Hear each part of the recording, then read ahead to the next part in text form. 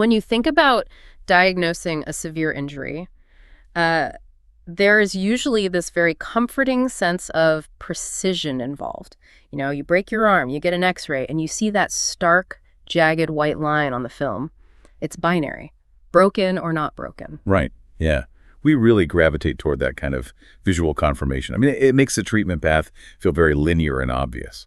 But when you cross over into the world of oncology, and specifically blood cancers like acute myeloid leukemia or AML, that diagnostic clarity just vanishes. You are suddenly navigating a landscape that is, well, it's incredibly murky. Yeah, it really is. AML originates in the bone marrow, right? It floods the system with abnormal white blood cells, and it is notoriously aggressive. Even with all the advances we've made in the last decade, the 5-year survival rate is still sitting around this stubborn, devastating 30%. And, you know, part of the reason that number remains so low is how we've historically categorized the disease. For decades, the gold standard has mostly been genomic sequencing. We scan the tumor's DNA, we locate a mutation, and then we basically treat that mutation as the root cause. We treat it like that jagged white line on the X-ray. Which brings us to the research we are taking a deep dive into today.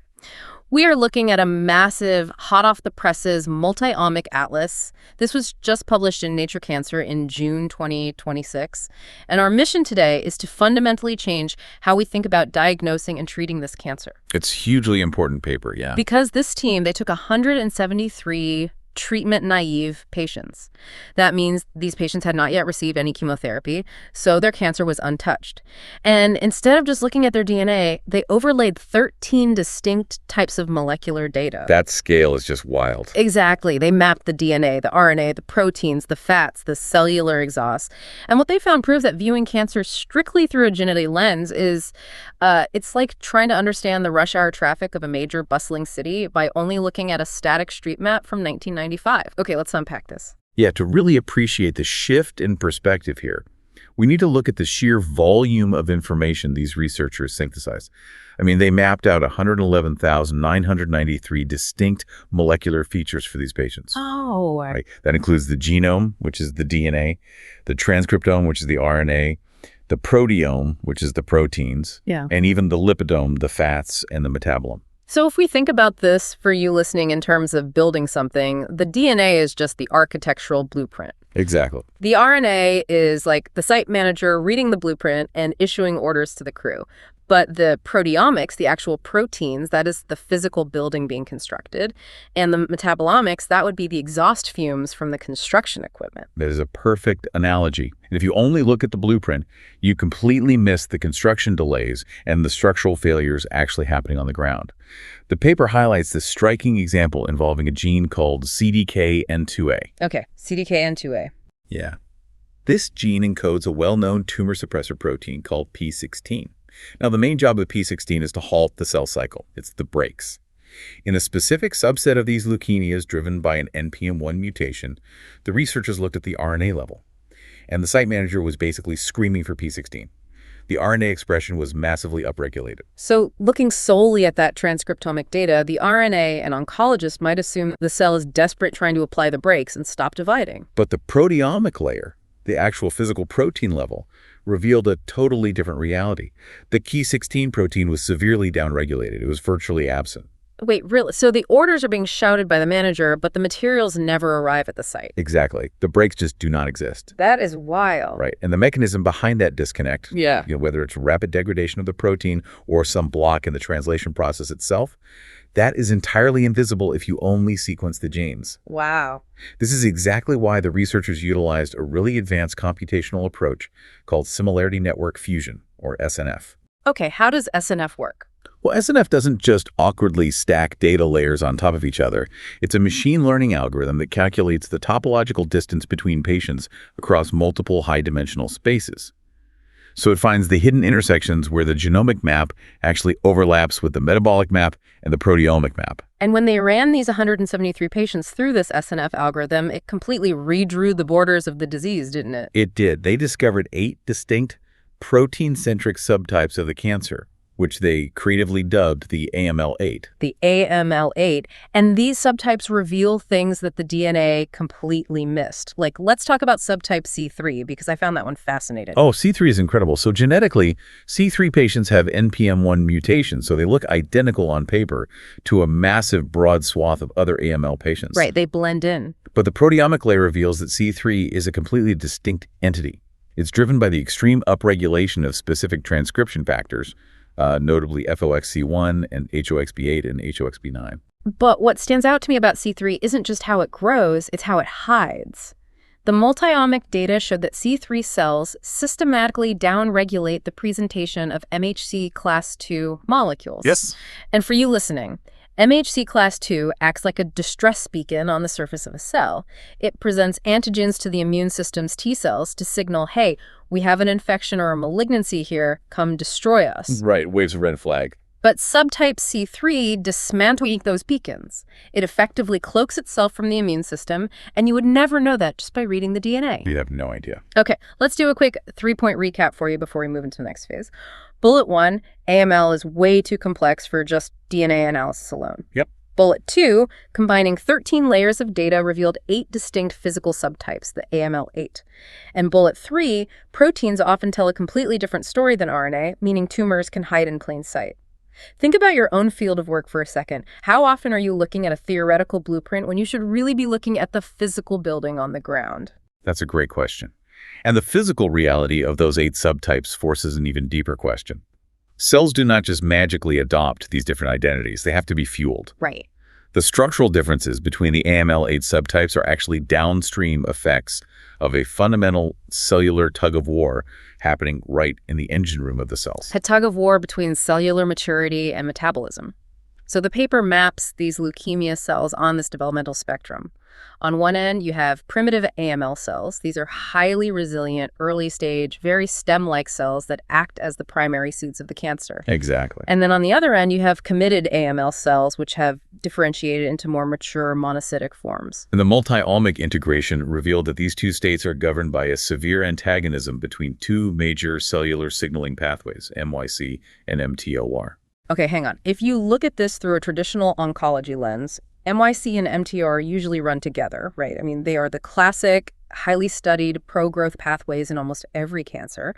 Why are they acting as antagonists here, like a seesaw actively suppressing each other? It's a great catch. It comes down to resource allocation in the bone marrow microenvironment. MYC and mTOR both drive anabolism, which is the building up of cellular material, but they rely on entirely different thermodynamic engines. Okay, how so? So primitive AML cells are heavily reliant on MYC.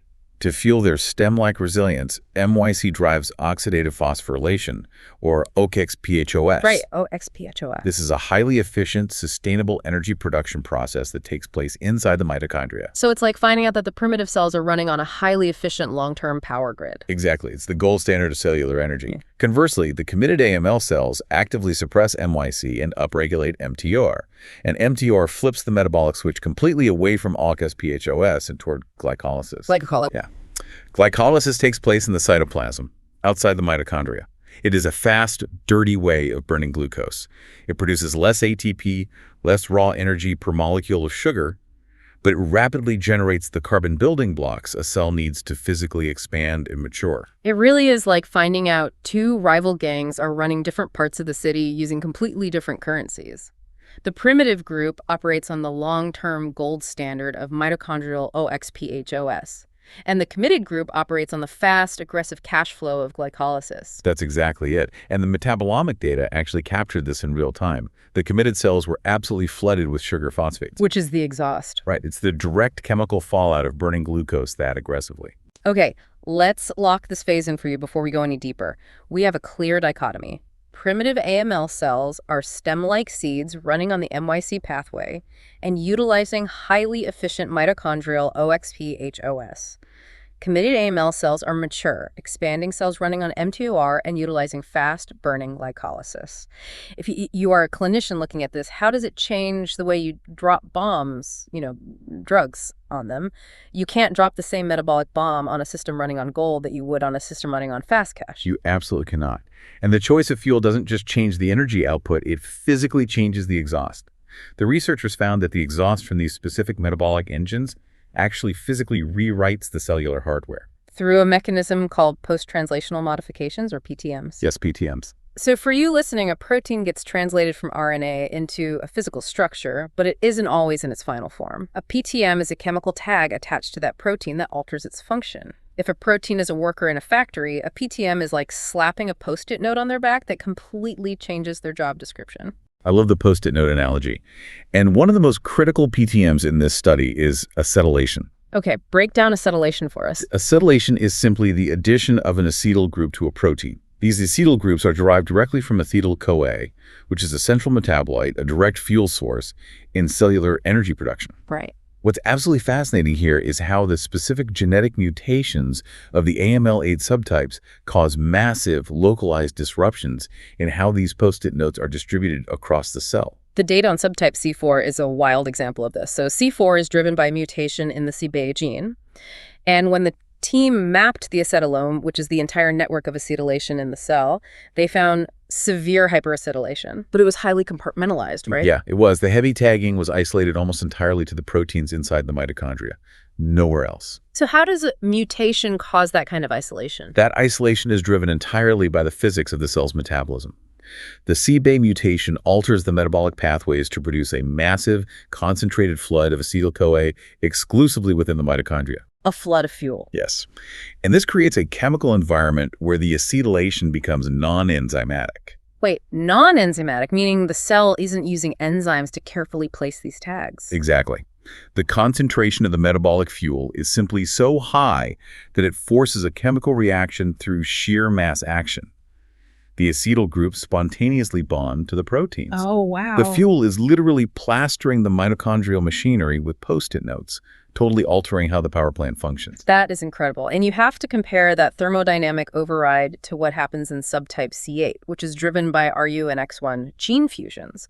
Because in this subtype, the multiomic map showed global hypoacetylation. Right, the exact opposite. The Post-it notes are missing entirely, and this absence spans every compartment of the cell. So if C4 is a localized flood of fuel, what is happening in C8 to wipe out the tags everywhere? Well, the RUNX1 mutation directly alters the transcription of the enzymes that manage the tags. It changes the expression levels of histone acetyltransferases, or HATs. Yeah, HATs act as the writers applying the tags. Yeah.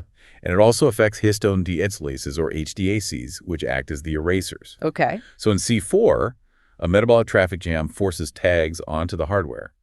But in C8, the genetic mutation deletes the writers and erasers entirely. So let's synthesize this metabolic layer for a second. We see that PTMs like acetylation act as chemical instructions that alter a protein's function. Subtype C4 experiences a metabolic flood that non-enzymatically forces these tags onto its mitochondrial proteins. Subtype C8 uses a genetic mutation to globally delete the enzymes responsible for those tags. Yep. It highlights this profound mechanism. A cell's fuel source can physically alter its structural machinery. It really makes you question how much of what we classify purely as a genetic disease is actually being sustained by metabolic exhaust. It's a paradigm shift, and understanding that chemical exhaust in the metabolic engine brings us to the real clinical climax of this multiomic atlas. Right, because mapping the city and understanding its power grid is incredible biology. But how does this help the patient actually sitting in the clinic? To change that 30% survival rate, we need actionable targets. We need to know exactly which bridges to blow up. And the researchers found a major beacon for the primitive AML cells, the stem-like ones running on MYC and mitochondrial OXPHOS. Through the multiomic integration, they identified a specific surface protein called MAP1A. MAP1A. Yeah, MAP1A acts as a universal marker for primitive leukemia cells, regardless of whether the disease is driven by an NPM1 mutation or stems from an older condition like myelodysplastic syndrome. And crucially, MAP1A is largely absent in healthy, mature blood cells. So it functions as a neon sign identifying the cancerous stem cells. But what makes MAP1A actionable? Like, what do we shoot at it? Well, the presence of MAP1A is highly correlated with the cell sensitivity to a drug called venetoclax. Venetoclax is an FDA-approved targeted therapy that inhibits BCL2. And BCL2 regulates cell death, right? Exactly. It stops the cell from dying. Because primitive cells rely so heavily on mitochondrial OXPHOS for their survival, blocking DCL2 effectively collapses their metabolic engine and forces them into apoptosis, which is programmed cell death. So if an oncologist sees MAP1A on the multiomic profile, they immediately know the tumor is reliant on the mitochondria and highly vulnerable to venetoclax. Yes, instantly. That is the power of moving past just blindly guessing with blanket chemotherapy. But the researchers pushed this even further, didn't they? They deployed a machine learning tool called FunMap. Yes, FunMap, which stands for functional mapping. FunMap is an extraordinary tool because it cross-references the 13 layers of observational data we just talked about with functional interventional data. How does it do that? The algorithm ingests the multiomic clusters and layers them against massive CRISPR gene editing screens. It systematically looks for instances of synthetic lethality. Let me quickly explain synthetic lethality for you. It's a vulnerability where a cancer cell relies so heavily on a single specific pathway that if you knock out that pathway, the cell instantly dies. Whereas a healthy cell has backup systems and survives just fine. So FunMap identified several highly specific weak spots. Right. One of the most significant discoveries was the protein MTA1. The algorithm validated MTA1 as a primary driver of resistance to a class of drugs called HDAC inhibitors, specifically a drug called panobinostat. Wait, how does MTA1 actually block the drug from working? MTA1 is a core component of something called the NERD-CADO complex, which handles chromatin remodeling, basically packing and unpacking DNA to control which genes are expressed. High levels of MTA1 create a highly repressive chromatin state that actively counters the therapeutic effects of the HDAC inhibitors. Ah, I see. So if the FunMap profile shows elevated MTA1, the clinician knows right away that panobinostat will fail. Don't even try it. That saves so much time and toxicity for the patient. FunMap also identified ATP1B3 as a highly vulnerable, totally brand new target, specifically for the C1 and C8 subtypes. But where the machine learning truly shines is in predicting combination therapies. Let's look back at those committed AML cells, the mature ones running on mTOR and aggressively burning glucose through glycolysis. Yeah, FunMap revealed those committed cells upregulate specific signaling proteins, namely FGR and SACAR kinases. Why do they do that? They do this to survive the intense metabolic stress of relying on glycolysis. The fast-burning glucose creates a very volatile internal environment, and the cells use those kinases as a structural safety net to evade apoptosis. So recognizing that safety net allowed the researchers to design a highly specific trap. FunMap predicted, and laboratory tests completely validated, that committed cells are devastatingly vulnerable to a combination of venetoclax plus a drug called dasatinib. Right. Dasatinib is a targeted inhibitor that blocks those exact SRC kinases. By administering dasatinib, you remove the cellular safety net. The committed cell can no longer manage its own metabolic stress. And then when you introduce venetoclax, the destabilized cell is just easily pushed over the edge into apoptosis. Exactly. It's a brilliant 1-2 punch. So what does this all mean? Let's do our final synthesis of this clinical translation for you. Bullet 1, we've established that the protein MAP1A is a reliable beacon for primitive AML, marking them for venetoclax. Bullet 2, we see that high levels of MTA1 drive resistance to panobinostat by physically altering how DNA is packed. And bullet 3, machine learning tools like FunMap are successfully predicting complex combination therapies like venetoclax plus dasatinib by identifying the exact safety nets a specific subtype uses. We aren't just guessing anymore. We really aren't. And if we pull back and look at the entirety of this 13-layer atlas, it fundamentally rewrites our conceptual model of oncology. It proves that a disease like AML is not a static list of genetic mutations. It's a highly complex coalescent phenotype. It's a chain reaction. Exactly. A genetic mutation alters the RNA, which physically reshapes the proteins, which shifts the metabolic engine, which produces chemical exhaust that travels back upstream to modify the proteins all over again. It is a continuous, integrated loop. It is a living, breathing, incredibly dynamic system. And by finally mapping that system in its entirety, we are unlocking the ability to treat it with a level of precision that was literally science fiction just a few years ago. We want to thank you for taking this deep dive with us today into the absolute vanguard of cancer research. It's been a fascinating journey for sure. But before we go, we want to leave you with one final thought to mull over on your own. Today, we learned how a single genetic mutation can completely rewrite a cell's metabolic fuel and fundamentally alter its chemical post-it notes. If human biology is this continuously interconnected at a molecular level, are we thinking about all human diseases or even our daily health too simplistically? Oh, that's a good point. If we mapped your daily fatigue or your immune system or your aging process with 13 layers of omics, what kind of unseen underlying subtypes would we discover driving your daily life?